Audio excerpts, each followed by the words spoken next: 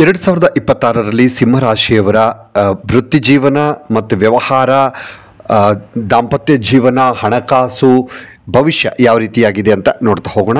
2026ರಲ್ಲಿ ಸಿಂಹರಾಶಿಯವರಿಗೆ ವೃತ್ತಿ ಜೀವನದಲ್ಲಿ ಮಿಶ್ರ ಫಲಿತಾಂಶಗಳು ಕಾಣಿಸ್ತಾ ಇದೆ. ಆರಂಭದಲ್ಲಿ ಶ್ರಮ ಮತ್ತು ಸವಾಲುಗಳಿದ್ದರೂ ಕೂಡ ವರ್ಷಾಂತ್ಯದ ವೇಳೆಗೆ ಗುರು ಮತ್ತು ರಾಹುವಿನ ಸಂಚಾರದಿಂದಾಗಿ ಉದ್ಯೋಗ ಮತ್ತು ವ್ಯವಹಾರದಲ್ಲಿ ಪ್ರಗತಿಯನ್ನು ಕಾಣಬಹುದು.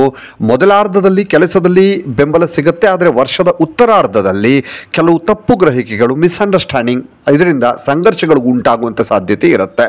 ಆದರೂ ಕೂಡ ಶನಿ ಮತ್ತು ರಾಹುವಿನ ಪ್ರಭಾವ ಕಡಿಮೆಯಾದ ನಂತರ ಸವಾಲುಗಳು ಕಡಿಮೆಯಾಗಿ ನಿಮ್ಮ ಗುರಿಗಳನ್ನು ಸಾಧಿಸೋದಕ್ಕೆ ಸಾಧ್ಯವಾಗುತ್ತೆ.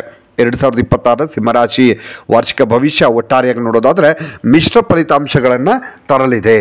ಆದರೆ ಪ್ರಗತಿಗೆ ನಿಮಗೆ ಉತ್ತಮ ಅವಕಾಶ ಇದೆ ಅಂತ ಹೇಳಬಹುದು.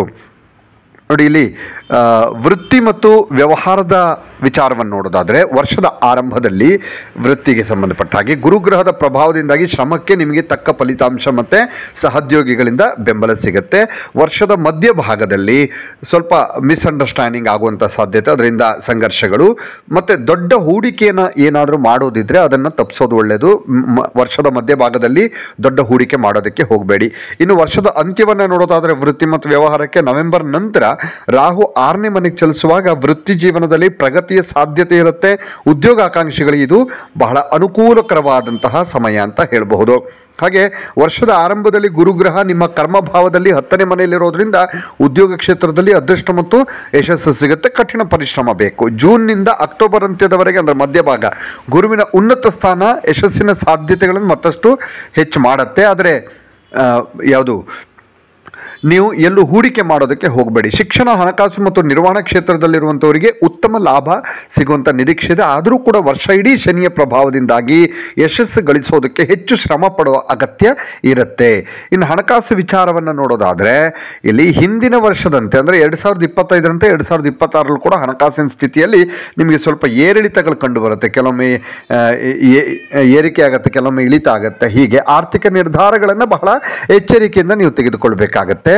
ಇಲ್ಲಿ ಮತ್ತು ಆರ್ಥಿಕ ಸ್ಥಿತಿ ಸಾಮಾನ್ಯವಾಗಿ ಉತ್ತಮ ಆಗಿರುತ್ತೆ, ಏನು ಸಮಸ್ಯೆ ಆಗೋದಿಲ್ಲ. ಹಣಕಾಸಿನ ವಿಚಾರದಲ್ಲಿ ಹೂಡಿಕೆಗಳ ಬಗ್ಗೆ ಸ್ವಲ್ಪ ಜಾಗ್ರತೆ ಇರಬೇಕು. ವರ್ಷದ ಆರಂಭದಲ್ಲಿ ಹೂಡಿಕೆಗಳು ತಕ್ಷಣದ ಲಾಭವನ್ನು ತರದೇ ಇರಬಹುದು, ಕೂಡಲೇ ಹಾಕಿದ ತಕ್ಷಣ ನಿಮಗೆ ಲಾಭ ಬರದೇ ಇರಬಹುದು. ಆದರೆ ವರ್ಷದ ಅಂತ್ಯದ ವೇಳೆಗೆ ನಿಮಗೆ ಫಲಿತಾಂಶ ಸಿಗುತ್ತೆ, ಒಂದಷ್ಟು ಹೂಡಿಕೆಯಿಂದ ಲಾಭ ಬರುತ್ತೆ. ಆರೋಗ್ಯದ ಬಗ್ಗೆ ನೋಡೋದಾದರೆ ಆರೋಗ್ಯದ ಬಗ್ಗೆ ಹೆಚ್ಚಿನ ಗಮನವನ್ನು ಹರಿಸಬೇಕಾಗತ್ತೆ. ಹಾಗೆ ಆರೋಗ್ಯದ ಬಗ್ಗೆ ಹೆಚ್ಚಿನ ಕಾಳಜಿಯನ್ನು ವಹಿಸಬೇಕು. ಸಿಂಹರಾಶಿಯವರು ಸಾಮಾನ್ಯವಾಗಿ ಆರೋಗ್ಯ ಉತ್ತಮ ಆಗಿದ್ದರೂ ಕೂಡ ಸಣ್ಣ ಪುಟ್ಟ ಸಮಸ್ಯೆಗಳು ಸಹಜ ಕಾಣಿಸಿಕೊಳ್ಳುತ್ತೆ.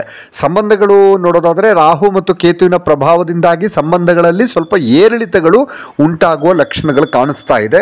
ಹುಷಾರಾಗಿರಿ. ವೈಯಕ್ತಿಕ ಸಂಬಂಧಗಳಲ್ಲಿ ಸ್ವಲ್ಪ ಏರ್ಪೇರು ಆಗಬಹುದು. ಯಾರೊಂದಿಗೂ ಅನಗತ್ಯ ಘರ್ಷಣೆ ಅಥವಾ ವಾದ ಮಾಡುವಂಥದ್ದು, ಸುಮ್ಮನೆ ಜಗಳಕ್ಕೆ ಹೋಗುವಂಥದ್ದು ಮಾಡೋದಕ್ಕೆ ಹೋಗಬೇಡಿ. 2026ರಲ್ಲಿ ಪ್ರೀತಿ ಮತ್ತು ವೈವಾಹಿಕ ಜೀವನದ ಬಗ್ಗೆ ವಿವರವಾದ ಒಂದಷ್ಟು ಡೀಟೇಲ್ಸನ್ನು ಕೂಡ ನೀವಿಲ್ಲಿ ಕಾಣಬಹುದು. ಮತ್ತು ಪರಿಹಾರ ಅಂತ ನೋಡೋದಾದರೆ ಉತ್ತಮ ಫಲಿತಾಂಶವನ್ನು ಸಿಗಬೇಕು ಅಂದರೆ 2026ರಲ್ಲಿ ನಿಮಗೆ ಬರುವಂಥ ಅಡೆತಡೆಗಳನ್ನು ನಿವಾರಿಸಬೇಕು ಅಂತಂತಂದರೆ ನೀವು ಶನಿಗ್ರಹಕ್ಕೆ ಸಂಬಂಧಿಸಿದಂತಹ ಪರಿಹಾರವನ್ನು ಮಾಡ್ಕೋಬೇಕಾಗತ್ತೆ. ಅಂದರೆ ಶನಿ ಪೂಜೆ ಮಾಡುವಂಥದ್ದು ಅಥವಾ ದಾನ ಧರ್ಮಗಳನ್ನು ಮಾಡುವಂಥದ್ದು, ಈ ರೀತಿ ಮಾಡೋದ್ರಿಂದ ನಿಮಗೊಂದಷ್ಟು ಪರಿಹಾರವನ್ನು ನೀವು ಈ ಮೂಲಕವಾಗಿ ಮಾಡ್ಕೊಳ್ಬಹುದು. ಒಂದಷ್ಟು ಕೆಲಸಗಳಿಗೆ ಅಡೆತಡೆಗಳಿದ್ದರೂ ಕೂಡ ಅದು ಪರಿಹಾರ ಆಗುತ್ತೆ. ಇನ್ನಷ್ಟು ವಿಡಿಯೋಗಳಿಗಾಗಿ ಮೀಡಿಯಾ18 ಕರ್ನಾಟಕ ಚಾನಲನ್ನು ಸಬ್ಸ್ಕ್ರೈಬ್ ಮಾಡಿ ಹಾಗೂ ಹೊಸ ವಿಡಿಯೋಗಳ ಅಪ್ಡೇಟ್ಗಳಿಗಾಗಿ ಬೆಲ್ ಐಕನನ್ನು ಕ್ಲಿಕ್ ಮಾಡಿ. Thank you.